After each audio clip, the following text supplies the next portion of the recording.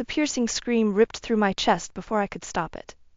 There they were, tangled together like poisonous vines, my husband and my stepmother, locked in a sordid embrace on the kitchen counter. My eyes stung with unshed tears as Alex scrambled off Lana, his limp excuse for a shirt hanging open. "Bryn, this isn't—" He couldn't even finish his thought. Lana simply smirked, not an ounce of shame etched on her face as she smoothed her rumpled silk robe. "Hello, dear. Didn't expect you home so soon, did you?" Her saccharine tone sliced through me like shards of glass. You vile snake!" I hurled the words at her, chest heaving. "How could you, both of you?" Alex opened his mouth again, but I cut him off with a hand slicing through the air. "Save it. I don't want to hear another word from you." Pivoting on my heel, I stormed out of that wretched kitchen, slamming the front door behind me with enough force to rattle the windows. Hot tears streamed down my cheeks as I climbed into my car and peeled out of the driveway, desperate to put distance between me and that nightmare. I must have driven aimlessly for hours, the weight of their betrayal crushing my very soul. Lana, the woman who had stepped into my life as a stepmother when I was just 16, carrying on an affair with my own husband behind my back, and Alex, the one person I'd thought I could trust without question. How could I have been so blind? When I finally returned home well past midnight, the house was blissfully empty. I made a beeline for the den, scooping up the mail and papers scattered across the desk. That's when a plain white envelope caught my eye, addressed to me in my father's familiar scrawl. With trembling hands, I tore it open.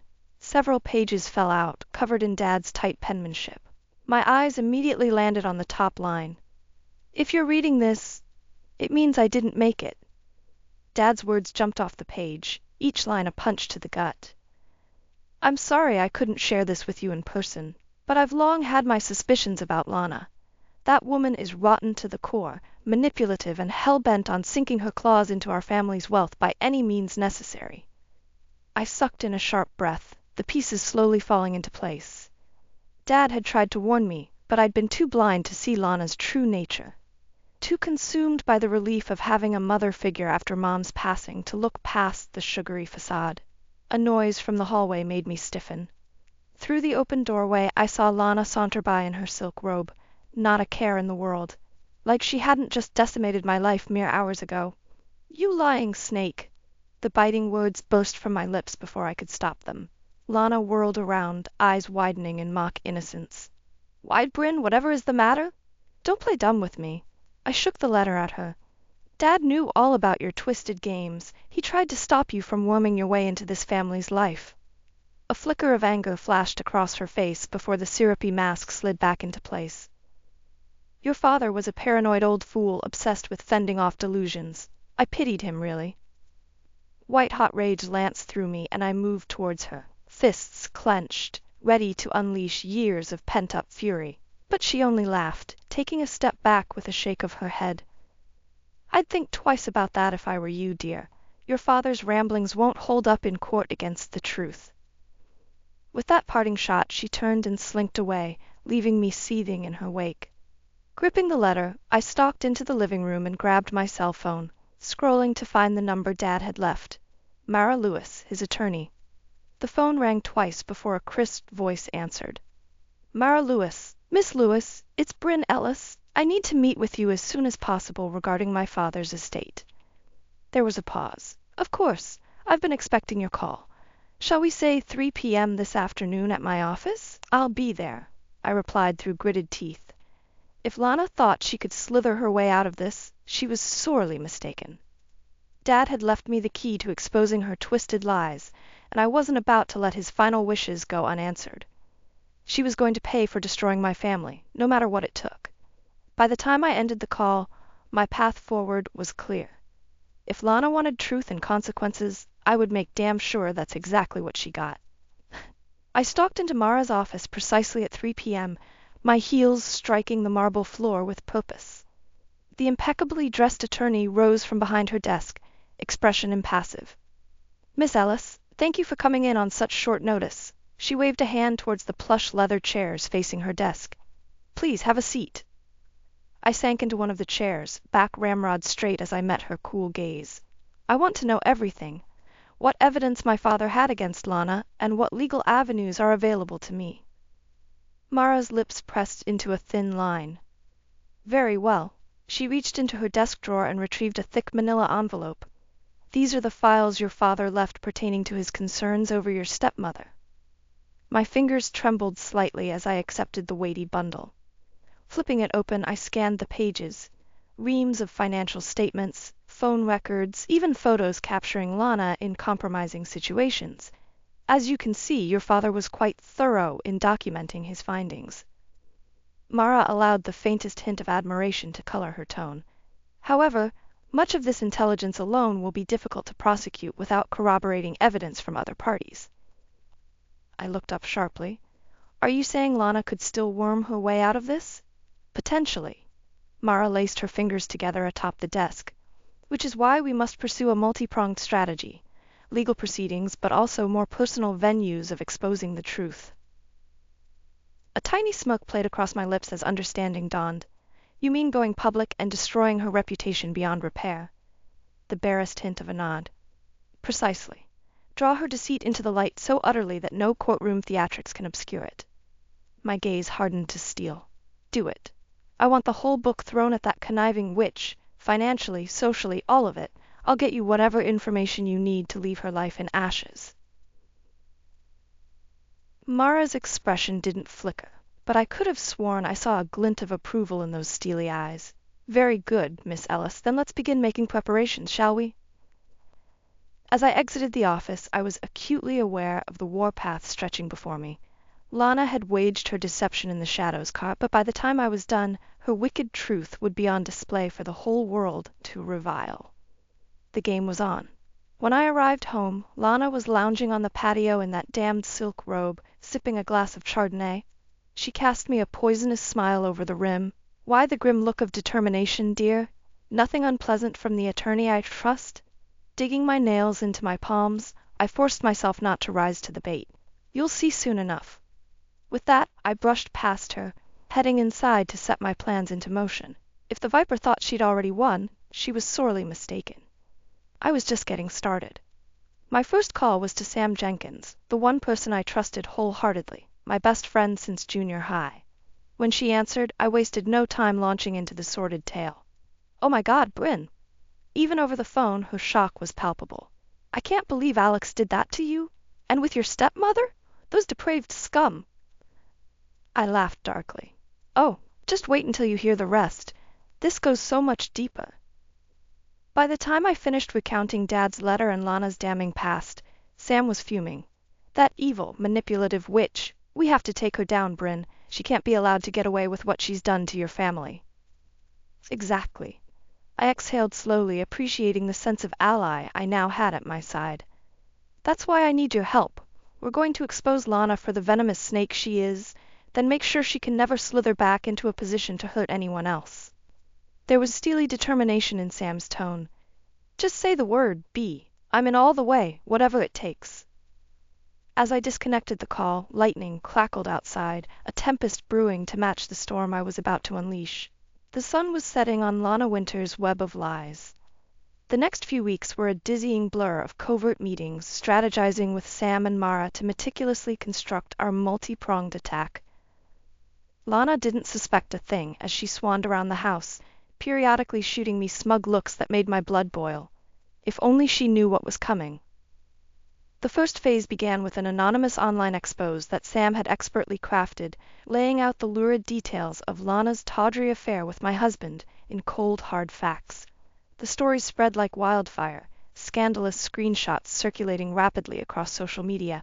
I'll never forget the look of shock on Lana's face when she finally saw the viral firestorm erupting around her.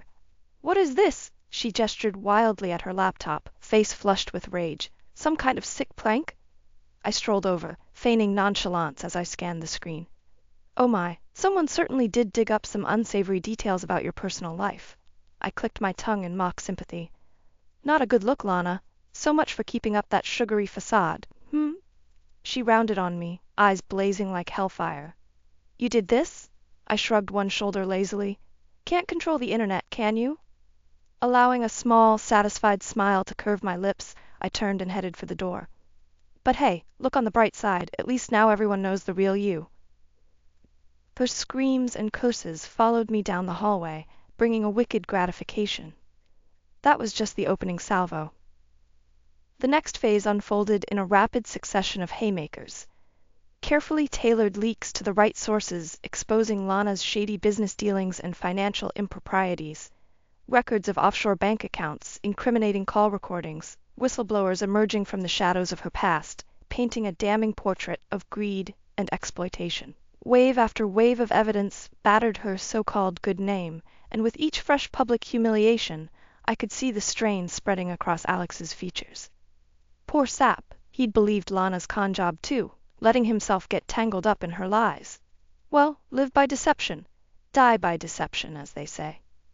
As the hammer continued to drop, the elite country club where Lana had hobnobbed with high society revoked her membership, effective immediately.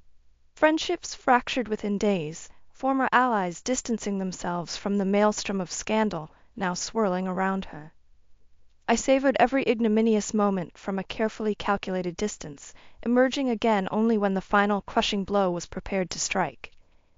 It was the night of the charity gala held annually by Lana's once respected charitable foundation, an evening where she'd always taken great pains to present her saintly public visage. Well, that mask would shatter into a million pieces tonight. Sam and I positioned ourselves across the street from the grand ballroom entrance, dressed to the nines and clutching crystal flutes of champagne. At precisely 8 p.m., a towering billboard blazed to life on the adjacent building, emblazoned with a single phrase in garish red font: Lane Winters, a legacy of lies, the full uncovered story. Beneath it, a QR code linked to a viral data dump, all of Dad's compiled evidence, the financial records and whistleblower testimonies presented in one thorough, utterly damning package for the world to consume. Within minutes, camera flashes were popping in a frenzied strobe across the red carpet as guests arrived. Those who saw the blistering billboard gaped in shock, muttering in phones held aloft, spreading the QR code like a contagion. Finally, Lana appeared in the center of the spectacle, eyes bulging in outrage and disbelief, as the realization of her annihilated reputation sank in. For one shining moment, her masquerade crumbled completely, exposing the true, blackened soul beneath.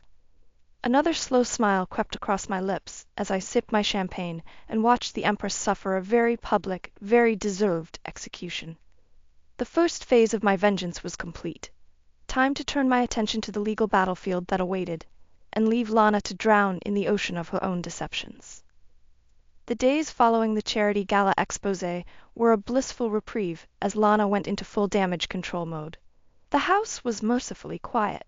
She and Alex holed up separately with their lawyers, no doubt scrambling for some Hail Mary to counter the mountain of evidence we detonated. Good luck with that.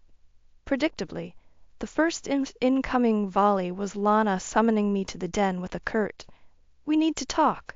I strolled in to find her perched like a coiled viper on the chaise, eyes glinting with a mixture of wounded fury and smug calculation. Clearly she fancied herself holding some trump card.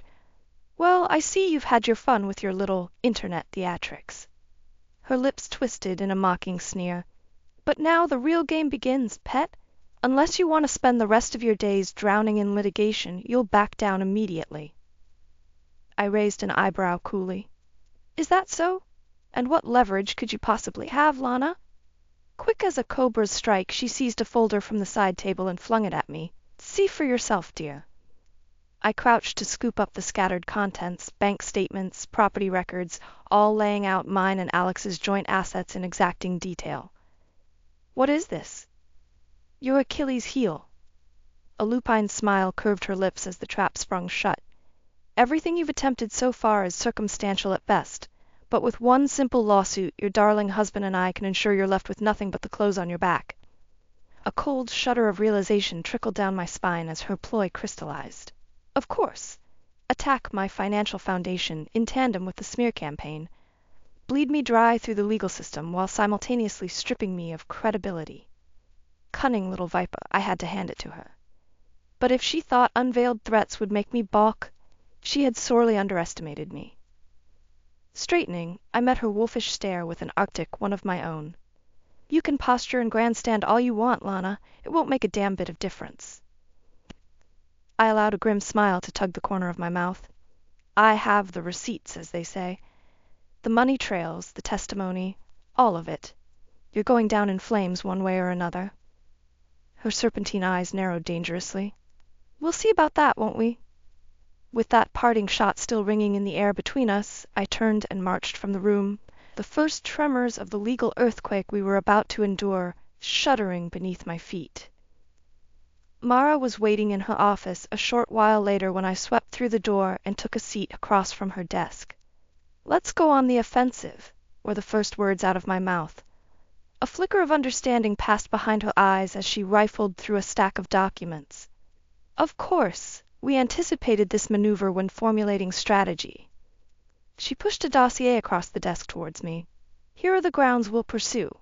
Alienation of affection to form the basis of your divorce proceedings against Mr. Hammond. Given the clear evidence of infidelity and marital misconduct on his part, we have more than sufficient legal footing." My finger traced the printed words, relief loosening the knot that had formed in my chest. Divorce the cheating bastard, of course. Step 1. And for the vindictive viper? I scooped up the next section of the file detailing counts of fraud, embezzlement, tax evasion.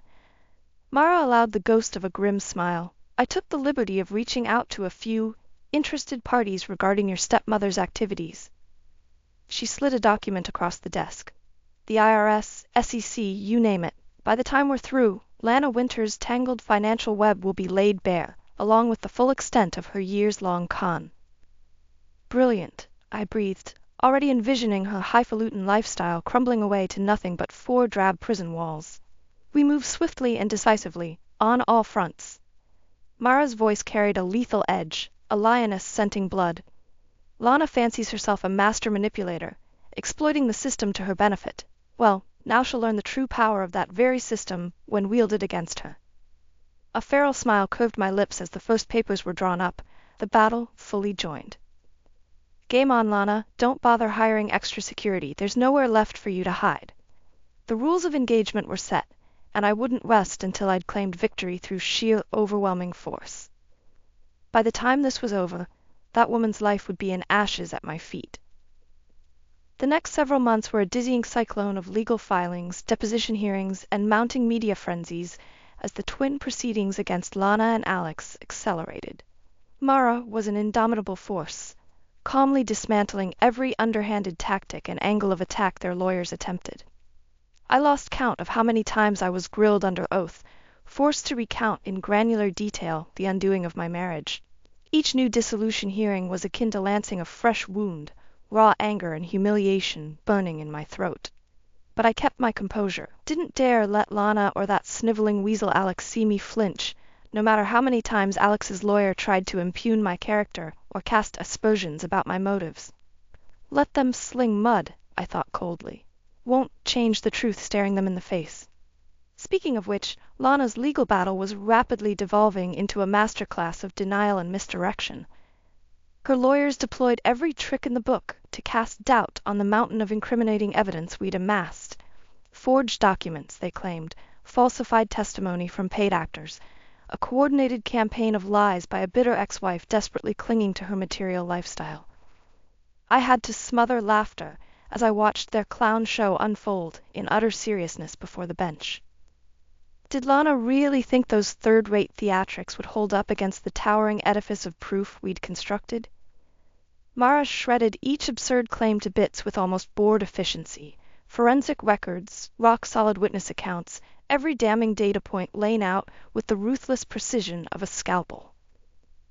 And through it all, I took petty satisfaction in watching Lana's glaring weakness on the stand, as her artfully composed facade increasingly dissolved into flop sweat and desperate stammering. For once, the master manipulator had no script to fall back on, no lies to distort the corrosive truth burning her alive in that courtroom. The weeks ticked by with remorseless efficiency as the dual cases built to an inexorable climax.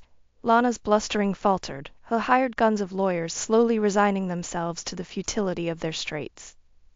At last, the day of reckoning dawned. a final trial date to decide both my divorce and the civil case against my shattered stepmother. I dressed simply but sharply, fixing my hair into a tight chignon as I steeled myself for the fight still to come. Alex and Lana were already seated at the defendant's table when I strode into the courtroom, heads bent in whispered conference with their haggard legal teams. They turned as one in my direction, twin expressions of loathing and fear. For the first time I allowed myself a thin, predatory smile. They should be afraid of the all-consuming justice I was about to unleash. The proceedings passed in a whirlwind of procedural formalities, evidence rehashed, and accounts culminating to their inevitable apex. When the jury finally returned with their verdict, a deafening hush fell over the gallery. On the charge of felony embezzlement, how do you find? The forewoman stood, shoulders squared. We, the jury, find the defendant Lana Winters guilty. An electric shock seemed to judder through the courtroom. I could have sworn I heard the sharp crack of Lana's composure shattering in that instant as the words detonated in her ears. Tears began leaking from her eyes as the judge continued the stony pronouncement. Furthermore, the court finds sufficient grounds for civil tort based on alienation of affection in the matter of Bryn Ellis versus Alex Hammond. Divorce proceedings will commence immediately. A keening wail tore from Lana's throat as the full weight of loss crashed down upon her. Reputation, riches, the gilded facade of her life, all of it sledge-hammered into rubble. And there, in the burning pyre of her ruination, the chains of bitterness that had shackled my soul for so long finally fell away in sublime release. Over. It was finally, utterly over. I took one last look at the shuddering, broken thing crumpled in the defendant's chair. The beast that had nearly destroyed me now caged at last. Not a shred of pity, mercy, or remorse remained between us. Only the karmic scales bearing down with implacable purgative force. As the bailiffs moved to take them away, Lana looked up at me with reddened, hateful eyes. But the iron curtain of my stare didn't waver until her disgrace finally dissolved behind the towering barricades of institutional gray. In the end, courage and truth had prevailed over calculation and venom, and although the road here had been brutal, my peace was finally restored. The rest would pass like a fever dream blasted away on the cleansing wind of justice served. I was free, reborn from the ashes of betrayal into someone tempered, someone stronger than I'd ever imagined. As I exited the courthouse and strode into the brilliant daylight, the specter of the past crumbling like ashes away, I inhaled the crisp air of my new life, untethered, inviolable, and fueled by deepest resilience. My vengeance was complete, but my true victory had only just begun. In the days and weeks following the court verdicts, an eerie silence descended upon my life. The seething crusade that had fueled my every waking breath abruptly faded, leaving a void I didn't quite know how to fill. Gone were the whispered strategizing sessions with Mara, the burning need to scour legal documents for any advantage over Lana's wicked machinations. Even taking Sam's calls, those pillars of support and levity as we dismantled my traitorous adversaries, started to feel like echoes of a life no longer mine. The cathartic release of justice served should have ushered in a tidal wave of closure, of inner peace regained. So why did I feel so unmoored? Adrift in the vacuum of my own victory? Perhaps it was the sudden quiet allowing darker reflections to encroach, looming specters of doubt creeping in from the shadows of my mind. What if I went too far in my crusade for vengeance? Sure, Lana and Alex had been snakes, betraying me in unforgivable ways, but the scorched earth demolition of their lives, the relentless and frankly gleeful unraveling of Lana's influence, resources, and very identity, had that crossed some moral event horizon? I tried to shove the thought aside, to revel in my hard-won vindication, but there was no denying the flashes of my own ruthlessness that kept surfacing, unbidden. The cold, unflinching determination to lay waste to anyone and anything standing in my path. Mara's words echoed with disquieting clarity. Lana fancies herself a master manipulator, exploiting the system to her benefit. Well, now she'll learn the true power of that very system when wielded against her. Had I simply become the reverse side of that very same coin? The doubts gnawed and festered, driving me late one night to the very place where this nightmare had begun. My stately home in the suburbs sat hauntingly silent under the pale moonlight. I let myself in with the spare key, wandering from room to empty room like a restless spectre. So many memories echoed from every corner, both beautiful and terrible, all now cast in the cold, harsh light of irredeemable deceit. The kitchen, garish and obscene. The den, awash in Dad's mournful admonitions. The bedroom, a blighted sanctuary. By the time I reached the living room fireplace, huddled on the hearth in the darkness, bone-deep weariness threatened to overwhelm me. Who was I now in the ashes of this harrowing ordeal? Some hardened, embittered mercenary of my own vengeance, or a tenacious survivor determined to wrest back her dignity from the jaws of destruction? My gaze drifted over the mantel, lingering on the solitary framed photo, a happier time when the future seemed bright before the first hairline cracks appeared in the facade. I brushed the glass with my fingertips, tears stinging my eyes. How had it all gone so wrong? When did the downward spiral pick up that inexorable momentum towards mutually assured ruination? A soft sound made me stiffen, whirling to find the intruder, only to freeze as Sam padded into the pool of dim light. "Bryn?" She spoke softly, eyes filled with gentle concern. "I got your message. You said you needed—" Her voice trailed off as I let the tightly wound mask slip, hot tears spilling in silent streams down my cheeks. It was too much, the weight of this whole shattered saga. I craved the absolution that had always seemed so clear before. But no platitudes came as Sam gathered me in her arms, simply holding on as the anguish of the last several months poured out in ragged sobs. For the first time since uncovering the betrayal, I allowed myself to shatter completely, burying my face in her shoulder as the foundations cracked open and the flood washed over. In that moment of abject brokenness, the hardened shell of victorious Bryn finally disintegrated, leaving only the raw, wounded soul desperate to find its way back towards the light. Perhaps this keening release would prove the catharsis I'd been seeking all along. The purging of toxic rage to make way for rebirth, rising up from the scorched earth left in vengeance's wake.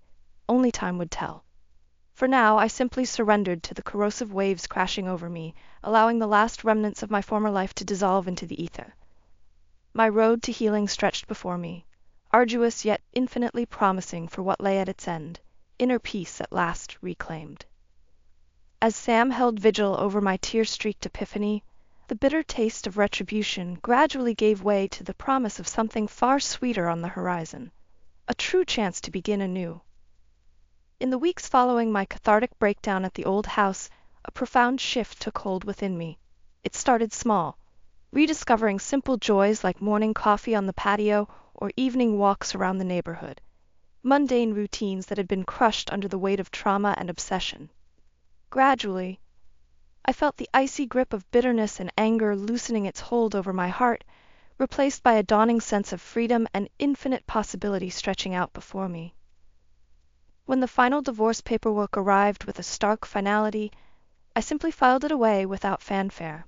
The severing of that wretched bond with Alex stirred none of the old vengeful urges, only a vaguely bittersweet feeling. Rather than dwell on the death of what was, all my energy channeled towards dreaming of what could be. It all culminated one bright spring morning over brunch with Sam as I announced my decision. "I'm selling the house." She paused, fork laden with Belgian waffle hovering midair. "You are?" "Whoa, that's huge, B." A small smile played over her lips as understanding blossomed. "Symbolic fresh start and all that?" I nodded, unable to contain my own widening grin.